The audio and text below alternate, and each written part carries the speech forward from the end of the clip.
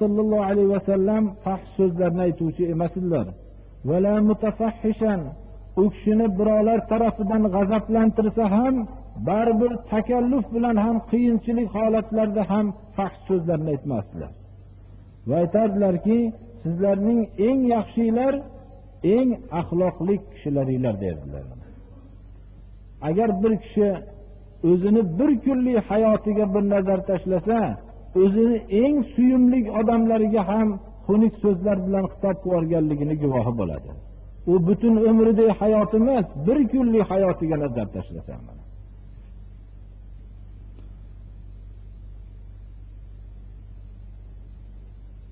Rasululloh sallallohu alayhi vasallamdan Abu Hurayra radhiyallohu anhu rivoyat qiladilarki, suila Rasululloh sallallohu alayhi vasallam an aktsari ma yudkhilu an-nas al-jannah.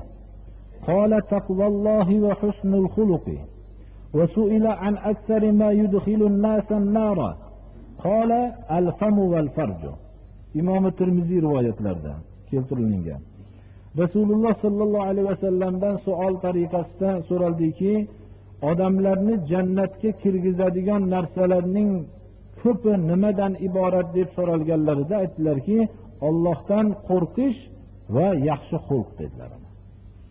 Va odamlarni do'zaxga kirgizadigan narsalarning ko'pi haqida so'ralganlarida aytdilarki, insonlarni do'zaxga kirgizadigan narsa og'izlari sabab bo'ladi ko'proq do'zaxga kirishliklariga va hamda avratlari dedilar. Bun bilan bajariladigan gunohlar dedilar. Inson og'zi sababli juda ko'p gunohlarni qo'lga keltirib qo'yadi.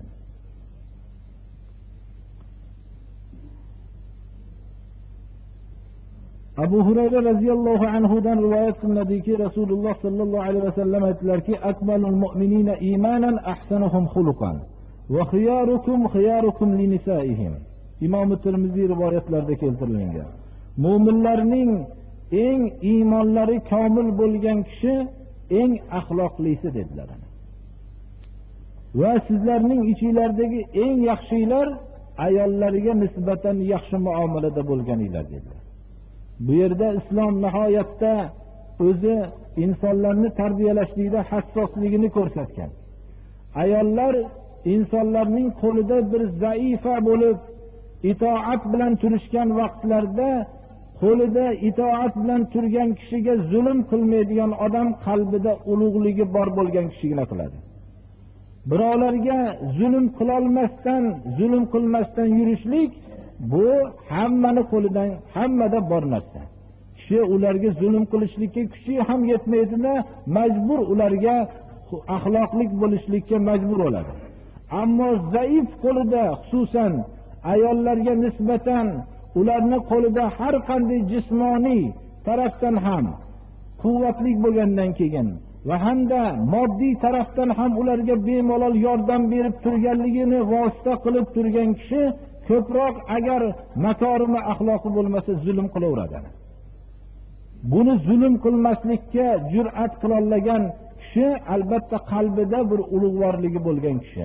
Shuning uchun Rasululloh sallallohu alayhi vasallam juda ham sodda suratda sizlarning eng yaxshilar ayollariga yaxshi munosabatda bo'lganinglar dedilar. Va Oysha radhiyallohu anhodan rivoyat qilinadiki, Rasululloh sallallohu alayhi vasallamdan eshitdim dedilarki, yaqul innal mu'mina la yudriku bi husni xuluqihi darajata as-so'imil qo'im. Abu Dovud rivoyatlarida keltirilgan. Mo'min kishi shubhasiz o'zining yaxshi axloqi bilan kunduzi ro'zador bo'lib va kechqurun bedor bo'lib ibodat qilib chiqqan kishining savobini topadi dedilar. Biz ro'za deganda nafl ro'zani albatta tushunmoqligimiz kerak. Nafl ro'za tutib kechqurun bedor nafl ibodat qilib chiqqan kishi o'ziga xos bir riyozatni kasb qiladi. Ana shu narsani mu'min kishi yaxshi axloqi bilan topishligida shubha yo'q dedilar. Abu Umama al-Bahili radhiyallohu anhu dan rivoyat qilinadiki, Rasululloh sallallohu alayhi vasallam aytdilarki, ana za'imun bi baytin fi rabadil jannah liman taraka al-mira.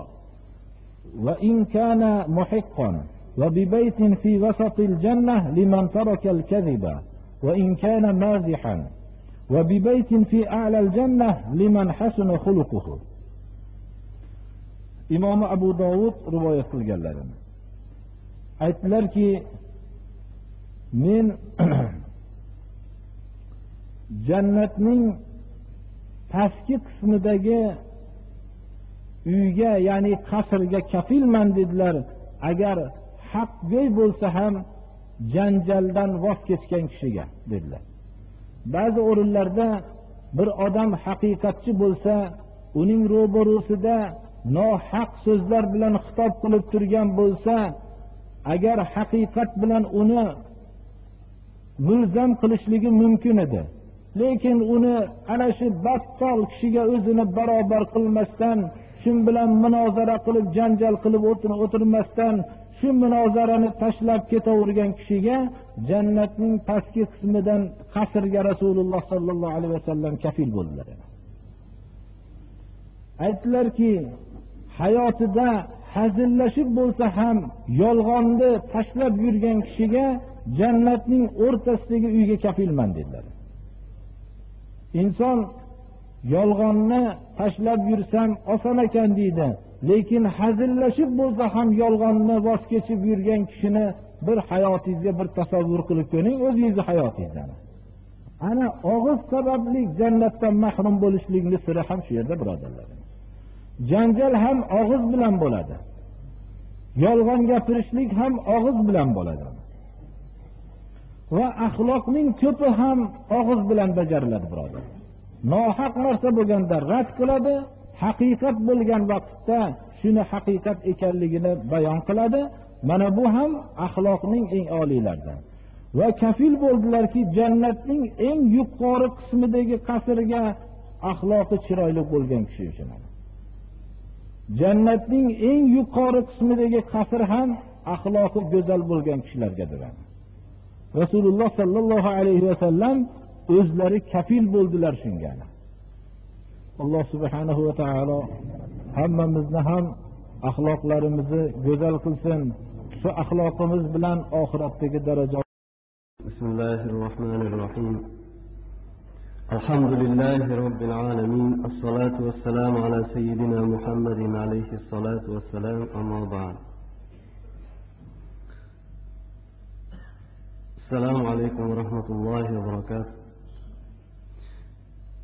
Do'stlar, hammamiz mana tarixdan bilamizki, Makka mukarramada musulmonlar qattiq da'vat tufayli ozorlar chekkanlardan keyin Alloh subhanahu va taolo tarafidan Madina munavvaraga ko'chishlik farz bo'ldi. Ashabi kiromlarning ko'plari Madina munavvarada o'zlarining musulmon birodarlarining panohiga borib, o'sha yerda yaxshi hayot kechira boshladilar. Tarixda buni, ya'ni Makkadan Madinaga ko'chishlikni hijrat deb nomlandi. Lekin mana shu hijratdan so'ng islom dinining juda ulkan yutuqlari vujudga kela boshladiki, buning samarasi butun dunyoga islom dinining yoyilishligi bilan tugadi. Biroq tarixda bo'lgan hijrat Makkadan Madinaga ko'chib o'tishlik bilangina ulkan emasdi. Balki tarixda bundan boshqa ulkan bir hijrat bo'lgan ediki, ko'chishlik bo'lgan ediki, bu ko'chishlik odamlarning har bir davrda Allohning hukmi chetlatilgan muhitdan, Allohga bo'lgan e'tiqod surilgan tasavvurdan, dunyoqarashdan Allohning hukmi ijro qilinadigan muhitga, Allohning o'zigagina e'tiqod qilinadigan, Alloh subhanahu va taolo insoniyatning, butun bashariyatning dunyo va oxiratdagi baxt saodati uchun yuborgan e'tiqodga ko'chishligi tarixdagi juda ham ulkan hijratlardan biri bo'lgan edi. Mana Rasululloh sallallohu alayhi vasallam nafaqat Makkadan Madinaga